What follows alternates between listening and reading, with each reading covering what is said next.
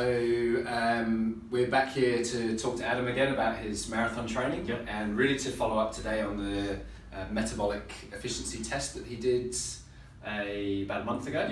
As a sort of precursor to starting his training, and just looking at where you're at metabolically. So we're going to go through the test results. Looking forward to it. So this is the results page from Adam's VO2 max test. So a VO2 max test is a maximal aerobic capacity test where you basically run on a treadmill and you run at progressively faster and faster speeds until you really can't run anymore. And you would have seen that from the previous video. If you haven't seen that, go back and have a look at Adam's test and you'll see the suffering that Mark put him through.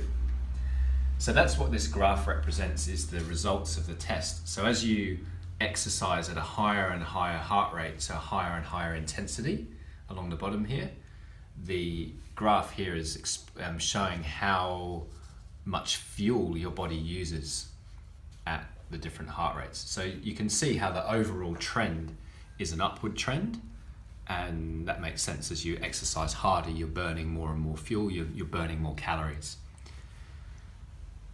The makeup and the composition of that fuel really differs though, depending on how hard you're exercising. So at lower intensities, you tend to use more fat as a fuel, which is this orange curve here. But at higher intensities, your ability to use fat as a fuel actually gets less. So you can't access your fat stores in your body at higher and higher heart rates. On the other hand though, as you get to more intense exercise, your ability and your requirement to use carbohydrate as a fuel goes up and up and up and up, and it has an extremely high ceiling. So what this means is that the carbohydrate is, think of it as your rocket fuel. So that's the fuel that your body needs when it's working really, really hard. And if you're going to go and sprint across the road or do a 400 meter or a 1 kilometer time trial or something, the body is going to be using carbohydrate predominantly for its fuel, which is fantastic, except that the body only has a very limited storage capacity for carbohydrate. You really only have enough fuel stored in your muscles and in your liver for up to perhaps an hour of intensive exercise and no more than that. So if you're training for something like a marathon, which Adam's doing, which is going to take him hopefully 2 hours and 40 minutes or something, maybe around that 3.5 hour mark, we are going to need to use something other than those carbohydrate stores. Now, one way of doing that is to eat more fuel as you're running. So that's where you would take on extra gels or energy drinks to top up those carbohydrate stores. But even then, your body has a limited ability to absorb those carbohydrates. So ideally for a marathon, you want to be utilizing your fat stores as much as possible and saving those carbohydrate stores. Now, if we look specifically at Adam's curve here, you can see at lower heart rates, below his aerobic threshold, which we've calculated here, so we'll call this one VT1, that's his aerobic threshold. So below this level, he's using a good amount of fat, up to 7 or 8 calories a minute. He's using some carbohydrate, but not an excessive amount.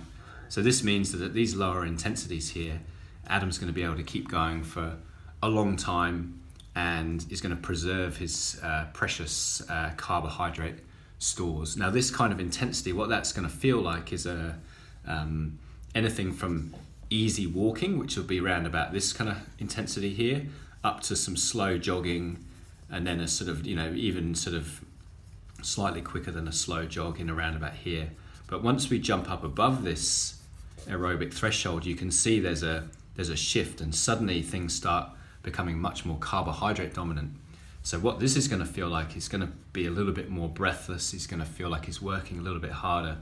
And somewhere in here, in this zone between this line and this line, is likely where he's going to be running the marathon. That's the intensity he's going to be exercising at.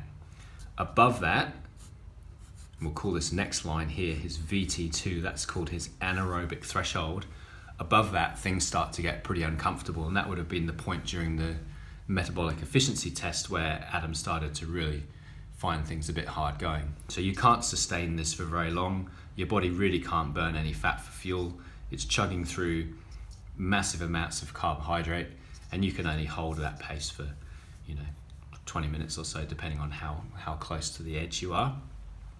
So for the marathon, Adam's going to be in here somewhere, in this zone in the middle here. And what we want to try and do through his training is we want to maximize this orange curve. So we want, during his training, this orange line to start coming upwards so that he's hitting more and more fat burning in there, and for this blue line to start coming down so he's not having to use the carbohydrate stores.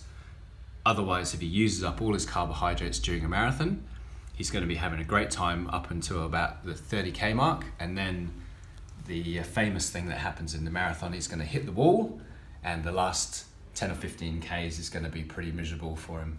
So that's one of the things that we can see from this graph, and because we now know his thresholds, we can give him very specific heart rates to train at, which will help him to do the right intensity for his training so he can get the best metabolic effects from that.